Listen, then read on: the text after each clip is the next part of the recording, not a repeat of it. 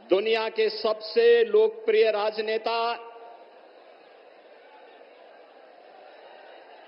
गरीबों के मसीहा, भारत के यशस्वी प्रधानमंत्री आदरणीय नरेंद्र मोदी जी, मंच पर उपस्थित प्रदेश सरकार में मंत्रिमंडल के मेरे वरिष्ठ सहयोगी कृषि मंत्री श्री सूर्य प्रताप शाही जी, प्रदेश सरकार में मंत्री श्री दारा सिंह चौहान जी, प्रदेश सरकार के मंत्री और सुहेल देव राजभर पार्टी के नेता अध्यक्ष श्री ओम प्रकाश राजभर जी, माननीय सांसद आजमगढ़ और भारतीय जनता पार्टी एनडीए के प्रत्याशी श्री दिनेश लाल यादव निरोहुआ जी, लालगंज लोकसभा सीट पर भारतीय जनता पार्टी और एनडीए की प्रत्याशी श्रीमती नीलम सोनकर जी,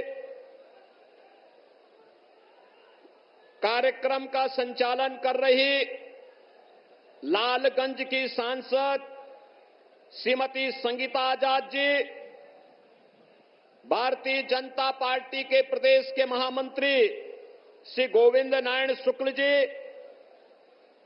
विधान परिषद के सदस्य श्री विजय बहादुर पाठक जी, राम सूरत राजभर जी, क्षेत्रीय अध्यक्ष सहजानंद राय जी, भारतीय जनता पार्टी और सहयोगी दलों के हमारे सभी पदाधिकारीगण, भारी संख्या में उपस्थित लालगंज और आजमगढ़ संसदीय सीट से जुड़े हुए सभी मेरे उपस्थित बहनों और भाइयों, आज आदरणीय प्रधानमंत्री जी का आजमगढ़ जनपद की निजामाबाद की इस विधानसभा में संसदीय क्षेत्र में आजमगढ़ और लालगंज संसदीय क्षेत्र के मतदाताओं को, यहां की जनता जनार्दन को मार्गदर्शन प्राप्त होने जा रहा है।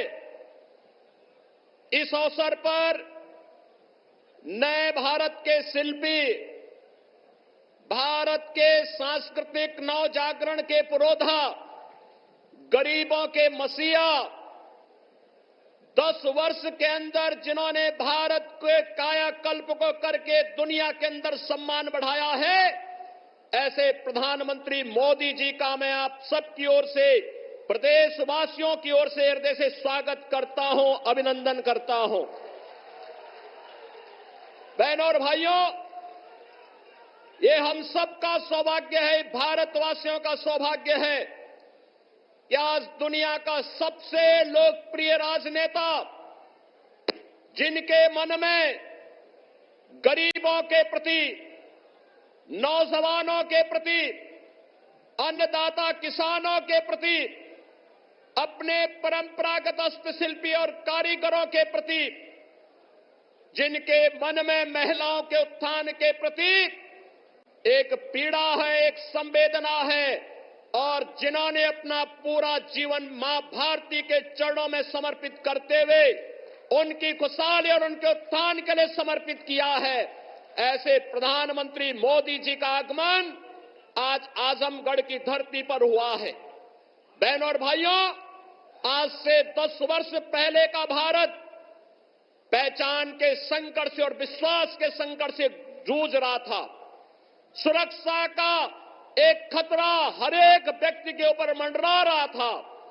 विकास कार्य कांग्रेस नेतृत्व सरकार के भ्रष्टाचार की भेंट चढ़ चुकी थी और गरीब कल्याण के नाम पर गरीब भूख से मरता था, किसान आत्महत्या करता था, बेटी और व्यापारी सुरक्षित नहीं थी।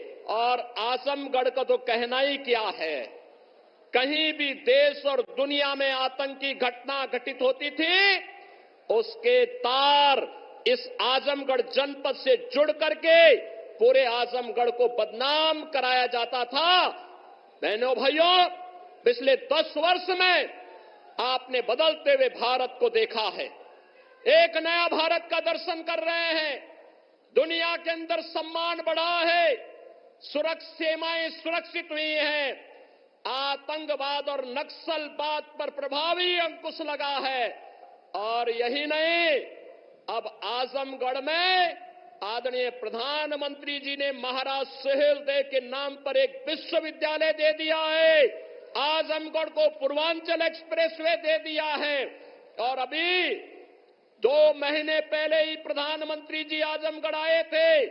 आजमगढ़ वासियों को एयरपोर्ट की सौगात भी दे गए हैं। आजमगढ़ को पहले जिन लोगों ने परिवार की बपौती बनाया था, वे लोग आज बेनकाब हुए हैं। आज आजमगढ़ चाहे वाराणसी से हो, चाहे गोरखपुर से हो, चाहे अयोध्या से हो, चाहे प्रयागराज से हो, 4 लेन की बेहतरीन कनेक्टिविटी के साथ जुड़ करके नए भारत के नए उत्तर प्रदेश का नया आजमगढ़ बन चुका है। और इसलिए बहनों और भाइयों, अब आपको देश और दुनिया में जाने में संकट नहीं होता है। पहले होटल की बात तो दूर, धर्मशाला में भी रूम नहीं मिलता था। आजमगढ़ के नाम पे लोग चौंकते थे। आज बहनों और भाइयों, सुरक्षा का बेहतर वातावरण, सम्मान नए आसमान को छू रहा है। ओडीओपी के माध्यम से आदरणीय प्रधानमंत्री जी के मार्गदर्शन में जो नई पहचान मिली है, इस पहचान को तो आगे बढ़ाने का काम हुआ ही है। साथ साथ अब तो पूरे देश के अंदर अब तक 4 चरणों के चुनाव हुए हैं, 3 चरण बाकी है। 4 जून का इंतजार के बगैर पूरे देश के अंदर आवाज आ रही है कि फिर एक बार और अब की बार बहनों और भाइयों, और हर एक ओर से आवाज है, उत्तर दक्षिण पूरब पश्चिम, हर एक ओर से एक ही आवाज है, और वह है जो राम को लाए हैं। 500 वर्षों का इंतजार प्रधानमंत्री जी ने समाप्त करके अयोध्या में रामलला को विराजमान कर दिया है। इस दृष्टि से पूरा भारतवासी अभिभूत है। मोदी जी के तीसरे कार्यकाल का इंतजार कर रहा है। और इस दृष्टि से एक बार जब यहां पर प्रधानमंत्री जी का आगमन हुआ है, बहनों और भाइयों, आजमगढ़ में आपने उपचुनाव में दिनेश लाल यादव निरुआ को चुनाव जिता करके भेजा था। और आज तो लालगंज में श्रीमती संगीता आजाद भी और श्रीमती नीलम सोनकर भी मिलकर के भारतीय जनता पार्टी के कमल को खिलाने के लिए आप सबके सहयोग से आगे बढ़ चुकी हैं। और इन सबको आशीर्वाद देने के लिए और जनता जनार्दन का आशीर्वाद लेने के लिए आदरणीय प्रधानमंत्री जी का आगमन हमारे बीच में हुआ है। मैं इस अवसर पर आप सभी आजमगढ़ वासियों की ओर से एक बार फिर से आदरणीय प्रधानमंत्री जी का हृदय से स्वागत करता हूं, अभिनंदन करता हूं और आप सबका आह्वान करता हूं कि बहनों और भाइयों, हमें भटकना नहीं है, बहकना भी नहीं है। जिन्होंने हमारे लिए किया है, जिन्होंने हमें पहचान दी है, जिन्होंने हमें सुरक्षा दी है, निसंकोच और बेझिझक हमें कमल खिलाने के इस अभियान के साथ जुड़ना है। इस संकल्प के साथ मैं अपनी वाणी को देता हूं विराम। जय जय श्री राम।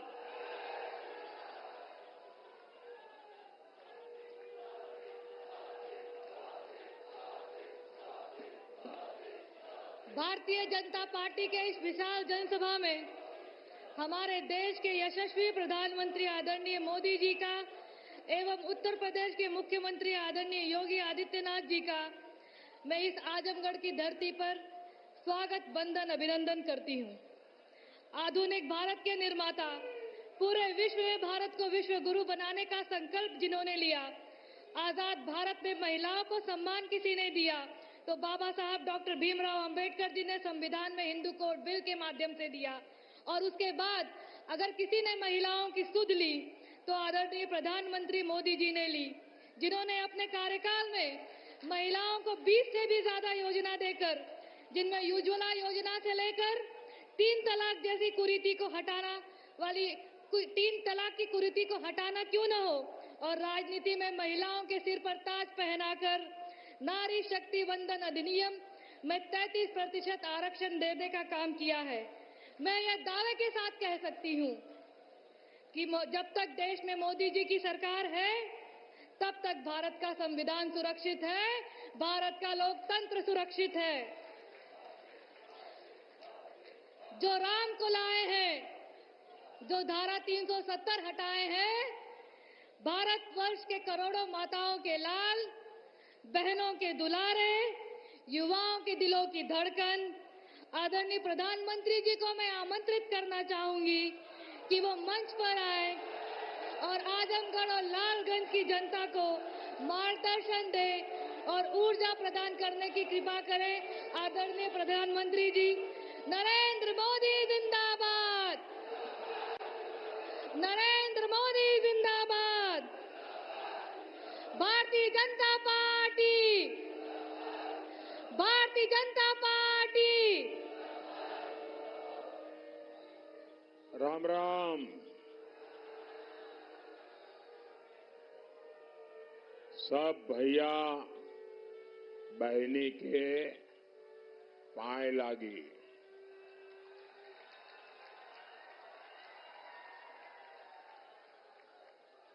ये जो दो मेहरबान दो चित्र लेके आए हैं, वो चित्र ऊपर करते हैं, पीछे किसी को दिखता नहीं है।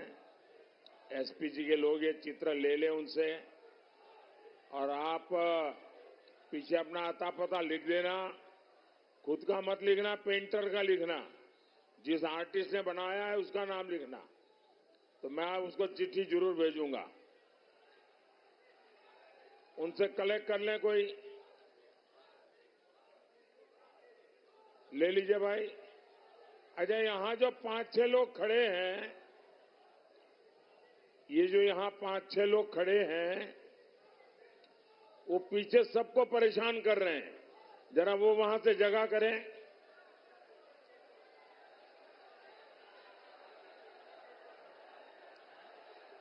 ये मैडम जो वीडियो उतार रही है, जरा आगे खड़े हो, जरा पीछे जाइए, ताकि पीछे वालों को परेशान कर रहे हैं आप। अच्छा, सुन नहीं पा रहे आप लोग वहां?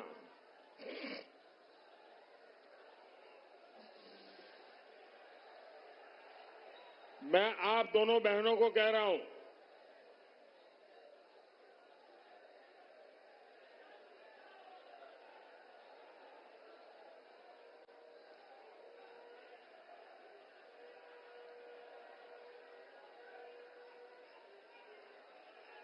भारत माता की, भारत माता की, भारत माता की। 2 दिन पहले मैं बनारस में था। वहां जो माहौल बना, जिस प्रकार से काशीवासियों ने लोकतंत्र का उत्सव मनाया, और स्वाभाविक है कि प्रधानमंत्री वहां नामांकन लेने गए थे, तो जरा मीडिया वालों का भी ध्यान ज्यादा रहता है। लेकिन सवाल काशी का नहीं है। हिंदुस्तान के हर कोने में, कन्याकुमारी से कश्मीर तक और अटक से कटक तक, सब दूर यही उमंग है, यही उत्सव है।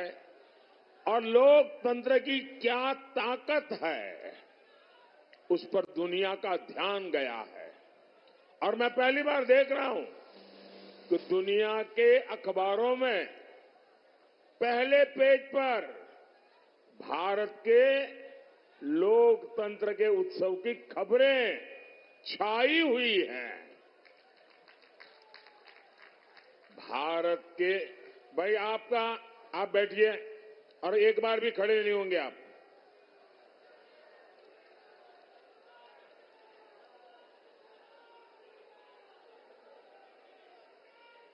भारत की पहचान, भारत का माहात्म्य दुनिया के लिए भी कितना महत्व रखता है, इसका ये परिचय है। दुनिया देख रही है कि जनता जनार्दन का आशीर्वाद भारतीय जनता पार्टी, एनडीए, हमारे सभी साथियों पर है। और जहां भी जाते हैं एक ही स्वर सुनाई देता है, एक ही नारा गूंज रहा है, एक ही संकल्प चारों तरफ लेकर के लोग चल रहे हैं, और वो है फिर एक बार, फिर एक बार, फिर एक बार। भाई और बहनों, आखिर दुनिया को ये विश्वास कैसे है? ये रातों रात तो नहीं हुआ है। दुनिया ये जन समर्थन देख रही है। आपका प्रेम और आपका आशीर्वाद, आपका स्नेह दुनिया को अचरज कर रहा है। दुनिया देख रही है कि भारत के लोगों को मोदी की गारंटी पर कितना भरोसा है।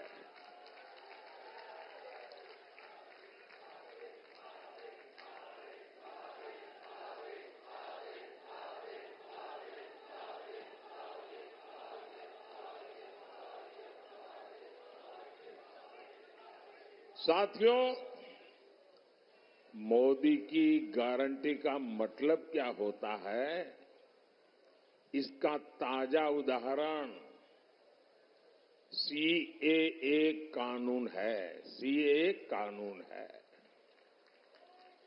और आपने देखा होगा कल ही सीएए कानून के तहत शरणार्थियों को भारत की नागरिकता देने का काम शुरू हो गया। पहले लॉट को ऑलरेडी नागरिकता दी गई, और ये सभी भाई बहन हिंदू है, सिख है, बौद्ध है, जैन है, पारसी है, ईसाई है, और ये वो लोग हैं जो शरणार्थी बन करके लंबे अरसे से हमारे देश में रह रहे हैं। ये वो लोग हैं जो धर्म के आधार पर हुए भारत के बंटवारे का शिकार हुए थे। और मजा देखिए, ये महात्मा गांधी का नाम लेकर के सत्ता की सीढ़ियां तो चढ़ जाते हैं, लेकिन महात्मा गांधी की बातों को याद नहीं रखते हैं। खुद महात्मा गांधी ने भरोसा दिया था कि वो कभी भी भारत आ सकते हैं। 70 वर्षों में हजारों परिवार प्रताड़ना झेल करके अपनी बेटियों की इज्जत बचाने के लिए,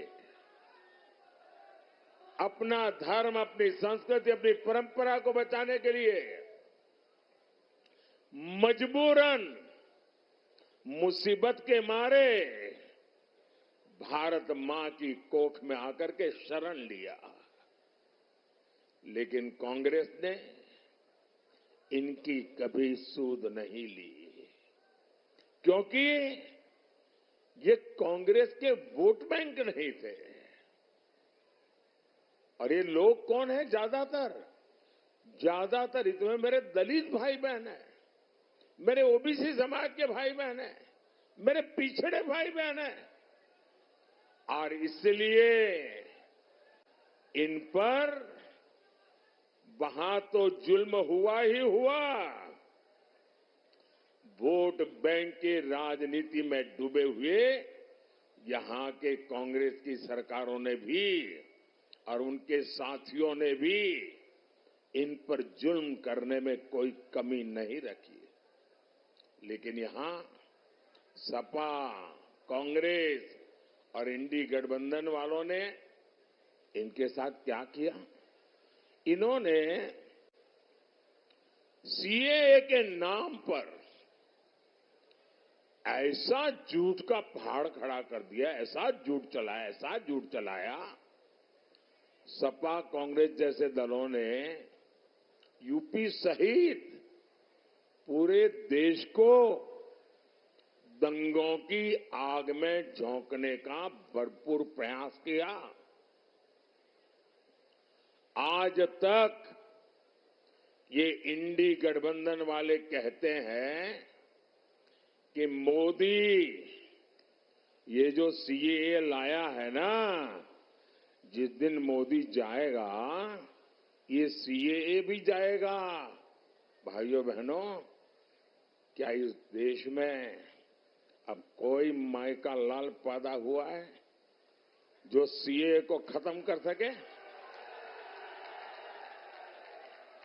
ये देश की जनता जान गई है, देश का हर नागरिक जान गया है कि आप लोगों ने वोट बैंक की राजनीति करके, हिंदू मुसलमान को लड़ा करके और सेक्युलरिज्म का ऐसा चोला पहन लिया था कि आपकी अंदर की पाप की सच्चाई बाहर नहीं आती थी। ये मोदी है जिसने आपका नकाब उतार दिया है। ये आपका नकाब, आप ढोंगी है, आप सांप्रदायिक है। आपने देश को 7 दशक तक संप्रदाय की आग में जूझने के लिए मजबूर कर दिया है। साहब, मैं साफ साफ कहना चाहता हूं मेरे भाइयों बहनों, ये मोदी की गारंटी है। देश विदेश कहीं से भी जो भी ताकत इकट्ठी करनी है कर लो। मैं भी मैदान में हूं, तुम भी मैदान में हो।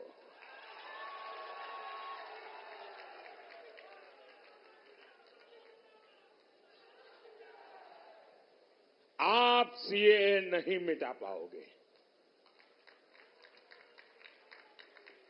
आने वाले कुछ महीनों में ही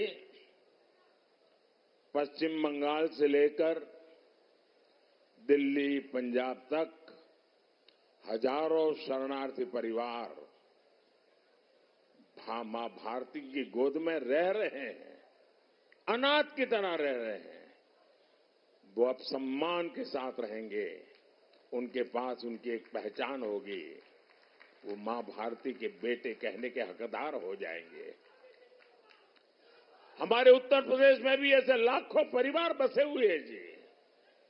साथियों, मोदी की एक और गारंटी आज कश्मीर में भी दिख रही है। पिछले 5-6 दशकों में कश्मीर देश के हर चुनाव का मुद्दा होता था। हर चुनाव में सभी दल कश्मीर के मुद्दे को भुनाते थे। आपने देखा होगा, ये हमारे विरोधी लोग हैं ना, उनकी बोलती बंद हो गई है, उनके मुंह पे ताला लग गया है। और दबी जबान में उन इलाकों में जाकर के कहते हैं, अरे चिंता मत करो, ये मोदी भले कुछ भी चिल्लाता रहे, ये मोदी ने भले 370 हटाया, जैसा ही हमको मौका मिलेगा ना हम 370 भी वापस ले आएंगे। भाइयों बहनों, सवाल मोदी का नहीं है। जिस प्रकार से श्रीनगर में ये चौथे चरण के समय मतदान हुआ। भैया आपका प्यार मेरे सर आंखों पर, मुझे जरा बोलने दीजिए।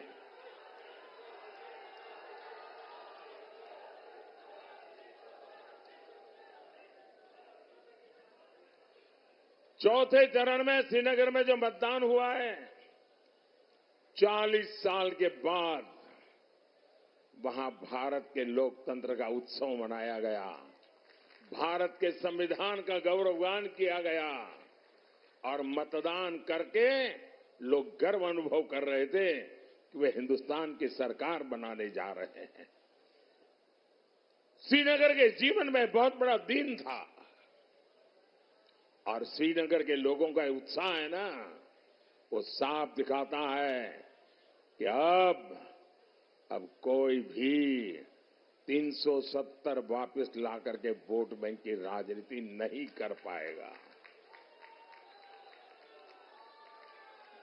आजमगढ़ के यूपी के हमारे सैनिक परिवारों की माताएं बहनें हमेशा चिंता में रहती थी, न जाने कब कश्मीर की धरती पर आतंकी धमाका कर दें, न जाने कब पत्थरबाजी हो जाए और न जाने कब बुरी खबर आ जाए, कोई ठिकाना नहीं था। लेकिन मोदी ने कश्मीर में शांति की गारंटी दी थी।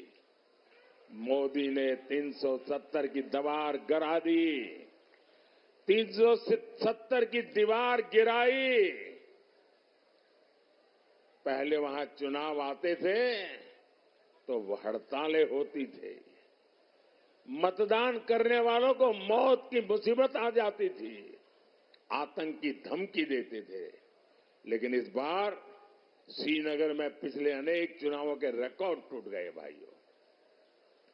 साथियों, ऐसा काम वही कर सकता है जिसके रग रग में राष्ट्र प्रथम का संकल्प बह रहा हो। आप याद करिए, 10 साल पहले देश में एक सामान्य व्यक्ति की सुरक्षा भगवान भरोसे होती थी। कभी बम धमाके, कभी आतंक, कभी स्लीपर सेल, कभी दंगे, और आजमगढ़ की तो पहचान ही बदल दी गई थी। न जाने किस किस नाम से आजमगढ़ को बुलाया जाता था, कितना बदनाम करके छोड़ा था। देश में कहीं भी धमाके होते थे तो सबसे पहले लोगों का ध्यान आजमगढ़ की तरफ जाता था, लोग आजमगढ़ की चर्चा करते थे। और तब यहां समाजवादी पार्टी की सरकार आजमगढ़ की प्रतिष्ठा के लिए न कुछ सोचती थी न कुछ करती थी। तब सपा के शहजादे आतंक के समर्थन में दंगाइयों का सम्मान करते थे, धमाके करने वाले आतंकियों को छोड़ा जाता था, स्लीपर सेल्स को राजनीति का कवर दिया जाता था। इसी रवैये के कारण देश भर में आतंकवाद फला फूला, अनेक माताओं को अपने बच्चों को बर्बाद होते देखा। और इन लोगों तो आज भी ऐसा ही रवैया है।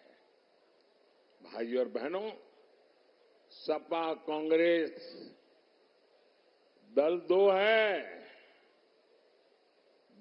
है, लेकिन दुकान एक ही है। ये झूठ का सामान बेचते हैं, ये तुष्टीकरण का, परिवारवाद का और भ्रष्टाचार का सामान बेचते हैं। अब ये लोग तुष्टीकरण की ट्रिपल डोज लेकर आए हैं। एक तरफ ये लोग पिछड़े, दलित, आदिवासी का आरक्षण छीनकर अपने वोट बैंक को देना चाहते हैं। दूसरी तरफ ये इंडी गठबंधन वाले आपकी संपत्ति का आधा हिस्सा छीनकर उसको भी अपने वोट बैंक को देना चाहते हैं और साथ ही ये लोग देश के बजट को भी बांटना चाहते हैं। बजट का 15% भी अब वहां सीधा का सीधा माइनॉरिटी के नाम पर ही अलॉट करना चाहते हैं। मैं आप सबको कहना चाहता हूं, देश की एकता के लिए, देश में सच्चे अर्थ में संविधान का सम्मान करने के लिए, देश में सच्चे अर्थ में बाबा साहब आंबेडकर की भावनाओं को जीने के लिए हमें ये भागला करो राज करने वालों से चौकन्ने रहने की जरूरत है। देश को आज सबसे ज्यादा एकता की जरूरत है। 70 साल तक उन्होंने हिंदू मुसलमान करते रहे। आओ एक बन करके चले, दुनिया में देश का नाम रोशन कर करके रहे।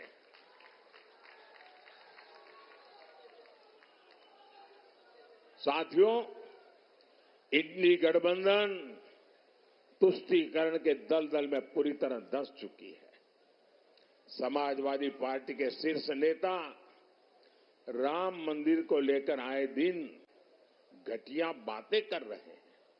कांग्रेस के शहजादे ने तो राम मंदिर को गालियां देने का मिशन ही चला रखा है। सिर्फ वोट बैंक को खुश करने के लिए ये लोग हमारी आस्था पर चोट कर रहे हैं।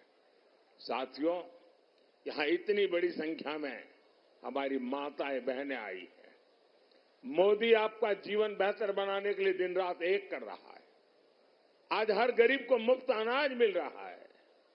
आज हर गरीब को मुफ्त इलाज मिला, पक्का घर मिला, घर में नल, नल में जल, सस्ता सिलेंडर, ऐसी अनेक सुविधाएं आप तक पहुंची है।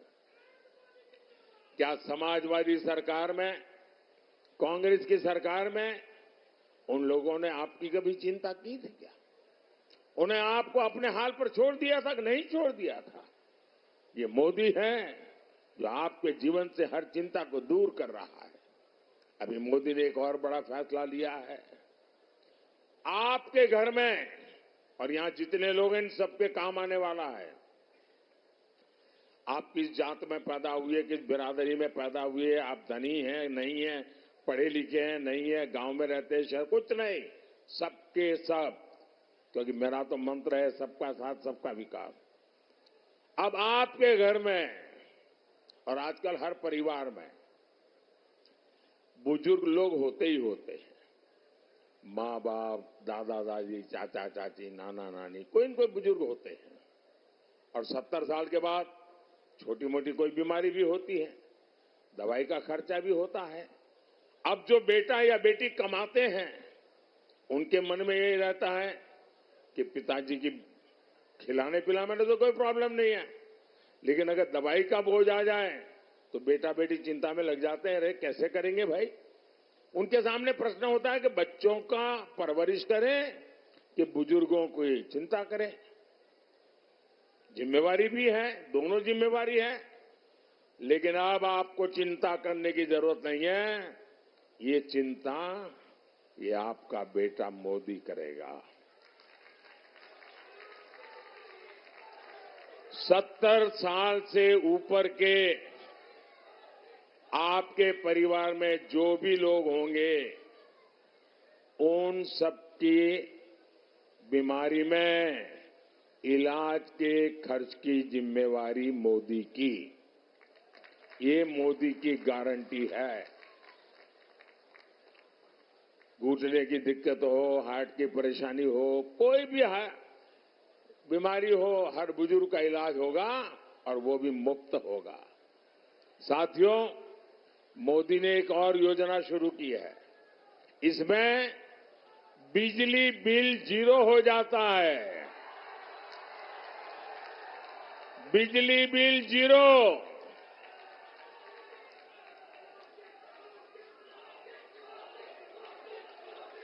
इतना ही नहीं, बिजली बिल तो 0 हो जाएगा, लेकिन बिजली इस्तेमाल करने वाला हीरो बन जाएगा। सिर्फ निरहुआ हीरो हो गया था नहीं, आप हीरो बन जाएंगे। इस योजना को मैं समझाता हूं और ऑलरेडी चालू कर दिया है मैंने। ऐसा नहीं कि 4 जून के बाद करूंगा, कर दिया। योजना का नाम है पीएम सूर्यघर मुफ्त बिजली योजना।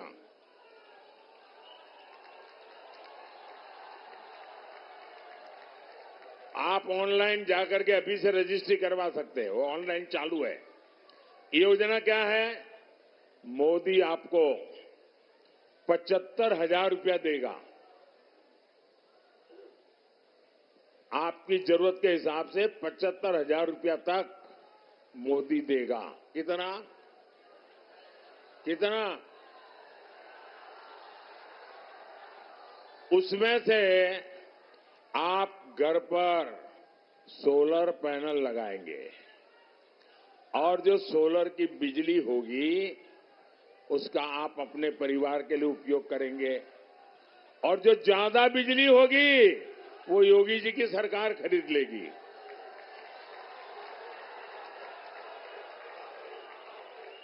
अब इससे आपका बिजली का बिल तो 0 हो जाएगा, आप बिजली बेच करके कमाई करना शुरू कर दोगे। ये काम मोदी आपके लिए कर रहा है। और आप रजिस्ट्री करवाते तो ऑनलाइन जाइए, सारी चीजें अवेलेबल है। साथियों, आज भाजपा सरकार में यूपी का तेज विकास हो रहा है। मंदुरी एयरपोर्ट बना है, महाराजा सुहेलदेव यूनिवर्सिटी बनी है, किसान कल्याण के काम हो रहे हैं। लेकिन यूपी के शहजादे को इन कामों से पेट में क्यों दर्द होने लगता है? इन्हें लगता है कि इस क्षेत्र का विकास हो गया तो इनकी दुकान कैसे चलेगी। आपने तो सपा के गुंडाराज के वो पुराने दिन देखे हैं। बाजार शाम 7 बजे बंद हो जाते थे, माताएं बहनें बाहर नहीं निकल पाती थी, पढ़ाई लिखाई तक के लिए बेटियों का निकलना मुश्किल होता था। भाइयों और बहनों, आज भाजपा सरकार में यूपी इन सारे संकटों से बाहर निकल आया है। और योगी जी ने यहां दंगाइयों की, माफियाओं की, अपहरण फिरौती गैंग की, मेरा जो स्वच्छता अभियान है ना, योगी जी ने उत्तर प्रदेश में बराबर चलाया है। अब यूपी में तेजी से आधुनिक सेवाएं बनाई जा रही है। मुबारकपुर का साड़ी उद्योग हो या फिर निजामाबाद के मिट्टी के बर्तन या फिर यहां का गुड़, ऐसे हर उत्पाद को दुनिया के बाजारों तक पहुंचाना हमारा लक्ष्य है। और इसलिए मैं vocal for local, vocal for local के मंत्र को आगे बढ़ा रहा हूं। भाई और बहनों, आजमगढ़ को, पूर्वांचल को देश के विकास का इंजन बनाने के लिए आपका वोट बहुत महत्वपूर्ण है। अब उनका हाल देखिए। मैं अभी द्वारिका जी के दर्शन करने गया था। अंदर समुद्र के अंदर जाकर के मैंने भगवान श्री कृष्ण ने जो द्वारिका जी बनाया था, द्वारिका नगरी बनाई थी, वहां अपनी श्रद्धा अर्पित करने गया था। तो एक कांग्रेस वाले इसकी भी मजाक उड़ा रहे थे। और मजा ये है, ये बिहार में आरजेडी वाले और उत्तर प्रदेश में सपा वाले, उनके परिवार के जो मुखिया है वो अपने आप को यदुवंशी कहते हैं।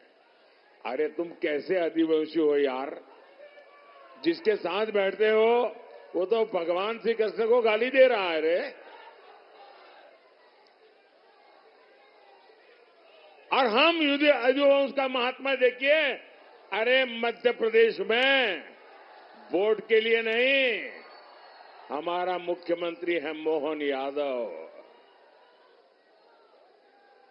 यदुवंश का महात्मा कौन समझता है वो आप जानते हैं। भाइयों बहनों, आपको लालगंज से हमारी बहन नीलम सोनकर को भारी, आगे रहिए, हाँ, नीलम सोनकर जी को भारी बहुमत देकर संसद भेजना है। और हां, अब तक आजमगढ़ वालन के पास भोजपुरी का साधक हो, सेवक हो, निर्वाह का तप और तपस्या आप लोगन के सामने है। परिवारवादी आपके वोट की कीमत नहीं समझ सकते। आप निर्वाह जी को रिकॉर्ड वोटर से विजयी बनाकर वो रिकॉर्ड वोटों से जिताना।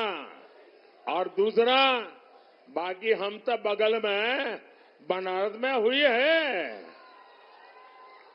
मेरा एक और काम करिएगा, एक मतदान ज्यादा होना चाहिए। सुबह 10 बजे से पहले मतदान होना चाहिए। पुराने मत के सारे रिकॉर्ड तोड़ना चाहिए। हर पोलिंग बूथ जीतना चाहिए। करेंगे। अच्छा, मेरा एक काम करेंगे, जरा आप लोग बताएं तो मैं बोलूं। मेरा एक काम करेंगे, सबके सब अगर हाथ ऊपर करके बताते हैं तो बताऊंगा। मेरा एक काम करेंगे, जरा मुझे जवाब दीजिए। मेरा एक काम करेंगे।